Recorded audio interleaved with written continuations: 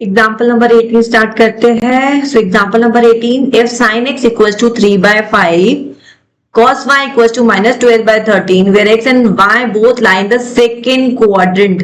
This is first quadrant, this is second quadrant. अगर x and y दोनों second quadrant में lie कर रहे हैं तो मतलब हमारा second quadrant क्या होता है, कौन पॉजिटिव होता है? All student sine and cosec. Sine and cosec क्या होता है, हमारा पॉजिटिव होता है सेकंड क्वाड्रेंट में। ठीक है, इतना ध्यान रखना है।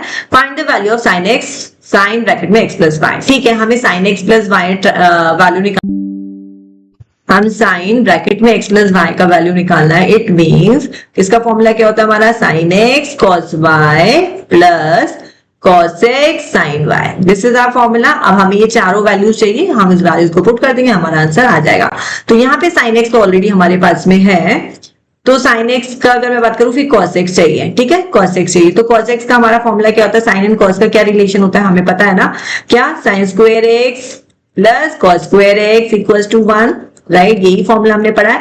अब यहाँ से हमें cos स्क्वायर x चाहिए, तो cos स्क्वायर x क्या हो जाएगा, 1 minus sine square x, right. अब यहाँ पे हम देखेंगे तो cos square x 1 minus sine square x, sine square x का वैल्यू क्या है 3/5, तो 3/5 का स्क्वायर हो जाएगा, that is equal to 1 minus 9/25, 25 minus 9/25, तो cos x equals to plus minus root of 25 minus 9, 16/25, तो you will get plus minus 4/5। तो ये वैल्यू आपके पास में आ गई 4/5। Now the interesting thing is हमें सेकंड क्वाड्रेंट में देखना है। सेकंड क्वाड्रेंट में जब आप देखेंगे तो सेकंड क्वाड्रेंट में हमारा क्या होता है, cos x हमारा नेगेटिव होता है, -4/5, because x lies in second quadrant. x कहां लाई कर रहा है, सेकंड क्वाड्रेंट में, that's why this value is negative, right.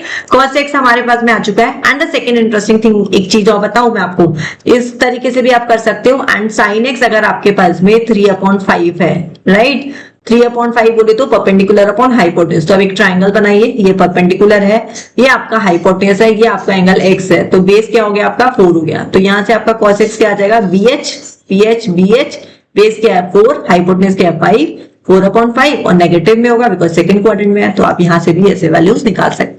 ठीक है, दिस इज अनदर मेथड। आपको दोनों मेथड पता है, आपको जो अच्छा लगता है you can use it, right. यहां से हमारा cos x आ गया, sin x आ गया। नाउ अब हम ऊपर देख लेते हैं, हमको क्या गिवन है, हमें cos y गिवन है। तो cos y का वैल्यू अगर मेरे पास में -12/13 है, -12/13 है, और मुझे किसका वैल्यू निकालना है, साइन y का निकालना है।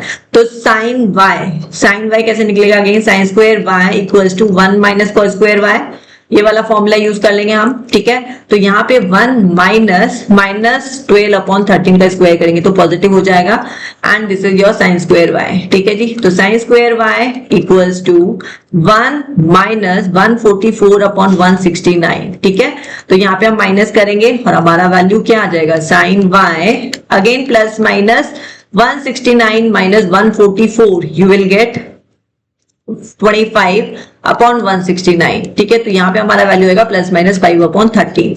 एंड अगेन साइन हमारा सेकंड क्वाड्रेंट में पॉजिटिव रहता है, तो यहाँ पे हम पॉजिटिव वैल्यू ले लेंगे 5/13 because y lies in second quadrant. ठीक है, y lies in second quadrant, यही बोला हमने, सेकंड क्वाड्रेंट में लाई करा x and y second quadrant.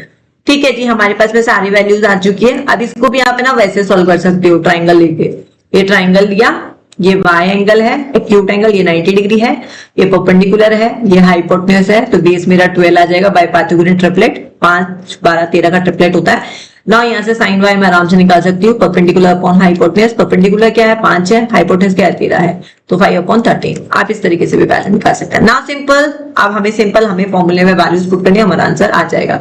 हाँ जी, क्या वैल्यू था, फॉर्मूला था ना हमारा साइन एक्स cos y। ठीक है, अगेन मैं यहाँ पे लिख देती हूँ क्योंकि फाइनल टच देना है हमें। Sine x plus y equal to sine x cos y plus cos x sin y। ठीक है जी, वैल्यू ले आता है। तो sin x का वैल्यू क्या था, हमारा क्वेश्चन में गिवन था, sin x हमारा था 3/5।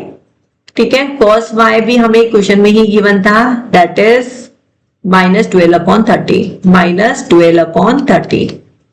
ठीक है, देन हमारा cos x क्या आया, cos x हमने निकाला था, हमारा आया था नेगेटिव में लेना था 4/5, और sin y हमारा आया 5/13। ठीक है जी, ये दोनों वैल्यू आ गया हमारे राइट साइड में और ये वैल्यू आ गया हमारे लेफ्ट में।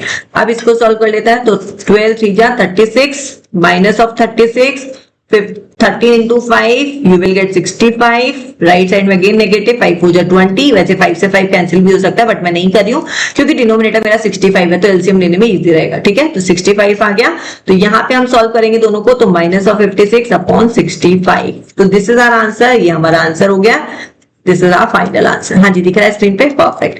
सो this is we have done, दोनों मेथड से कर सकते हो आप, इस तरीके से पूरा करके आइए, क्वाड्रेंट बताइए कहाँ लाई कर रहा है, कैसे लाई कर रहा है, कौन पॉजिटिव होगा, देन एग्जामिनर आपको पूरी नंबर दे देगा, ठीक है, डन।